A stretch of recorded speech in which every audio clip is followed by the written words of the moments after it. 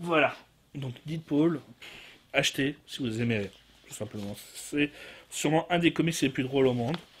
Avec justement Justice League United qui est sorti en Justice League Saga hors série. Le kiosque, donc Batman Saga, Green Lantern Saga, Superman Saga et Justice League Saga. Donc c'est que de Urban Comics, donc puisqu'il sort que du DC, et moi j'achète à peu près que du DC, à part les Deadpool.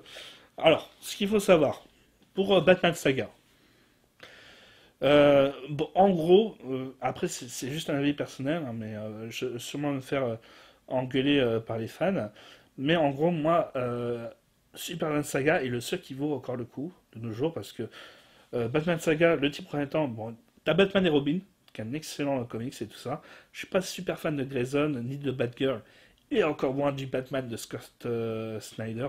J'en peux plus parce qu'il fait tout et n'importe quoi avec ce récit, et ça devient vraiment insupportable.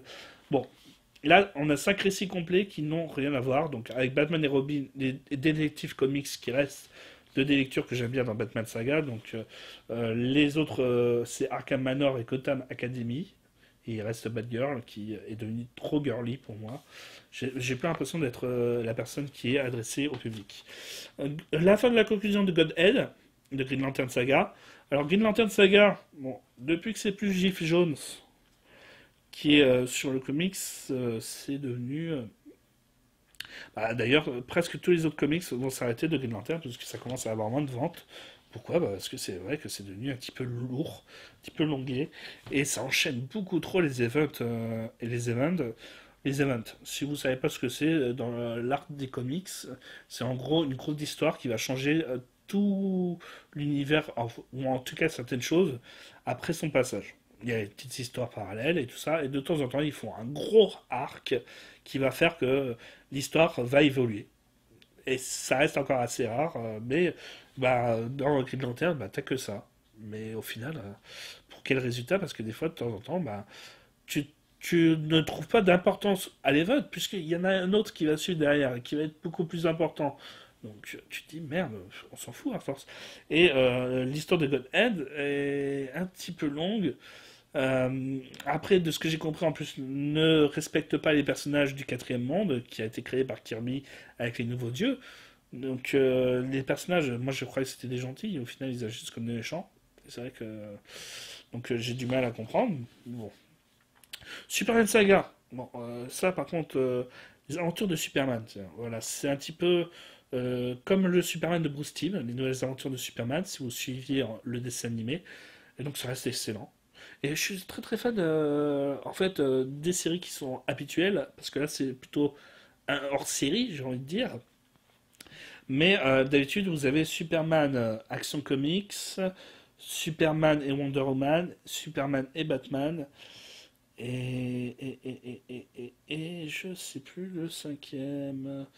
Je sais plus le cinquième, mais voilà. Donc vous avez souvent ces comics-là, et les quatre pour moi ne font pas tâche. Il n'y en a aucun qui est mauvais. C'est ça qui est affolant, c'est que je pensais que Superman ça allait être un des personnages que j'apprécie le moins. Surtout que, bon voilà, c'est l'homme le plus fort du monde et tout ça, donc va trouver de l'intérêt et des épreuves intéressantes à faire confronter au héros. Et pourtant derrière, bah, ça permet justement aux auteurs d'être peut-être plus créatifs et de ne pas offrir juste des bêtes méchants. En tout cas, voilà, ça vaut le coup. Justice League Saga. Alors, vu la couverture, mais je préfère ne pas m'avancer. Attends, je vais lire le sommaire, ça sera peut-être plus simple. Ah bah si, ah si. Il y a le prologue de Darkseid War, donc, qui est le gros event actuel sur la Justice League, où donc tous nos héros vont affronter Darkseid pour une guerre totale, et qui vont donc évoluer. Sachez qu'ils vont tous devenir des nouveaux dieux, les personnages de la Justice League pendant quelques instants, dont Batman qui sera donc l'identité du Joker. Ah, donc il y a pas mal de petites choses intéressantes dans cette future guerre. Je ne l'ai pas lu en VO, donc j'ai attendu la version française pour essayer de lire ça, et je pense qu'il y aura beaucoup d'histoires qui vont m'intéresser. C'est dommage, c'est que, voilà, à part Flash et Wonder Woman, tout le reste m'intéresse très très peu. Vous avez la Justice League Dark, qui propose des personnages super intéressants. Zatanna et Constantine, je les adore. Pareil pour Swamp Thing. Mais derrière, les histoires ne suivent pas. C'est ça qui est dommage. Vous avez Green Arrow, qui est. Voilà, c'est le plus important. Justice League United, qui est. Pourtant, c'est des auteurs en plus que j'aime bien. Jeff Lemire, j'apprécie énormément. C'était lui, je crois, qui était sur Animal Man, des News 52.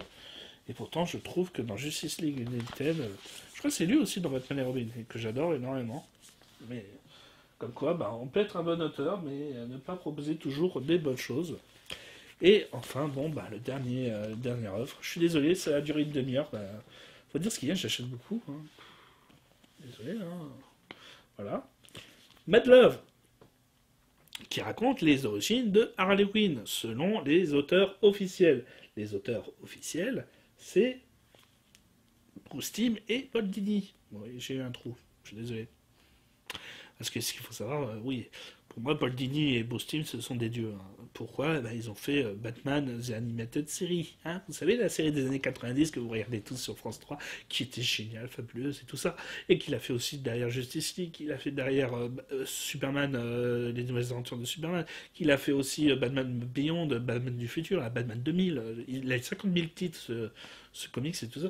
Et voilà, bon, j'ai pas envie de vous montrer mon coffret collector de Batman, la série animée, mais sachez que je l'ai, avec l'artbook et tout ça, donc voilà, et Mad Love, c'est un comics en ambiance justement du dessin animé de Bruce Timm, donc une histoire inédite de plus. Quoi demander oui, parce que j'achète aussi. Si vous êtes fan d'ailleurs du dessin animé Batman, sachez qu'il y a un comics qui est sorti avec le même design en fait que le dessin animé et tout ça. Ça s'appelle Batman, nouvelles aventures de Batman, la série animée en dessous. Il y a deux tomes qui sont sortis. Il y a aussi Gotham Girl qui est aussi dans le même style et Mad Love donc cette fois-ci. Et lui d'ailleurs qui est en cartonné alors que les autres sont en couverture souple.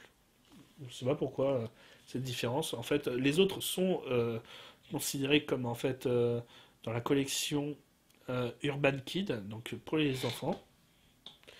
Alors que bon, même des adolescents ou des adultes peuvent le lire.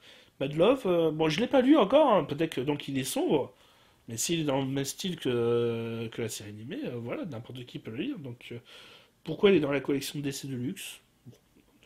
Après, moi j'aime bien la couverture solide, mais bon, c'est vrai que j'aime bien les couvertures souples aussi pour les comics. Ça permet justement d'avoir plus de place dans ce comics.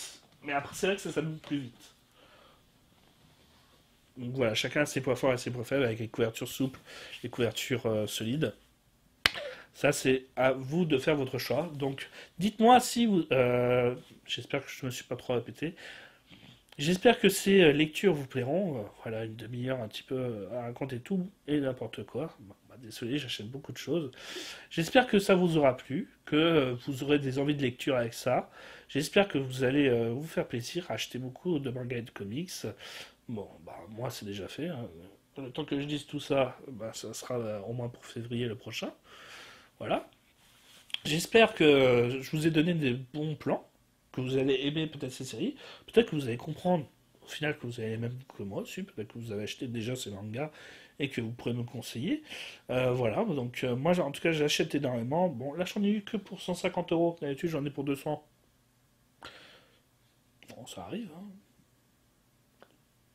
Voilà, ça reste quand même correct. Sachez que j'achète toujours au même magasin, donc toujours le premier samedi du mois, le premier ou le deuxième samedi du mois. Vous pouvez me trouver à la rue Keller pour acheter mes mangas à Manga Toys. Bon, là, je suis venu un mercredi puisque j'étais en congé, mais voilà, la plupart du temps, je suis là les samedis, enfin le premier ou deuxième samedi du mois. Et parce que tout simplement, ils offrent 5% sur les comics et les mangas, ils offrent 10% sur le total de ta carte au 11e achat. Vous avez donc la possibilité d'acheter et de prendre plusieurs figurines, mangas d'occasion, DVD s'ils en ont. Voilà, donc c'est une grande boutique que je recommande énormément. Sachez qu'ils ont les trois boutiques manga discount et manga déco. Et je crois aussi le magasin de cosplay dans la rue, c'est le même propriétaire. Donc ça vaut le coup énormément parce que vous avez beaucoup de choix. Il y a de quoi faire. Euh, donc je recommande ce magasin-là pour acheter vos mangas. Ça vous permet aussi d'avoir beaucoup de remises et vous offrir donc encore plus de choses. Peut-être, donc vous n'avez pas l'argent pour acheter des goodies, bah, achetez tous vos mangas. À un moment, bah, voilà, moi j'achète tous les jours entre 140 et 100, 200 euros de mangas et comics, donc j'ai à peu près entre 140 et 200 euros à la fin du 11e achat. J'en profite pour m'acheter des goodies, que ce soit des figurines ou alors des mangas d'occasion si je trouve des petits trucs qui m'intéressent, ou des DVD, mais voilà, ça me permet de me faire un petit peu plus plaisir sur des choses que je n'achète que très peu au final, puisque je n'ai pas tout l'argent du monde, hélas. Voilà, j'espère que cette vidéo vous aura plu, et je vous dis à une prochaine. Sachez qu'on va parler bientôt de Doctor Who, la saison 9. On va ensuite parler de Sliders. On va faire la Total Akira Toyama 3 pour le mois de janvier. Ça arrive très vite. Je suis en train de le monter. Et qu'est-ce que je voulais dire d'autre? Sachez que c'est manga méconnu, donc parlera aussi de lecture si j'ai un coup de cœur. Voilà. Et ça durera moins longtemps. Parce que là, c'était 39 minutes. 39 moins 3 minutes, donc 36 minutes. Très très longue. J'espère que vous aurez tout suivi et que ça vous aura plu. Je vous dis à une prochaine. Allez, salut!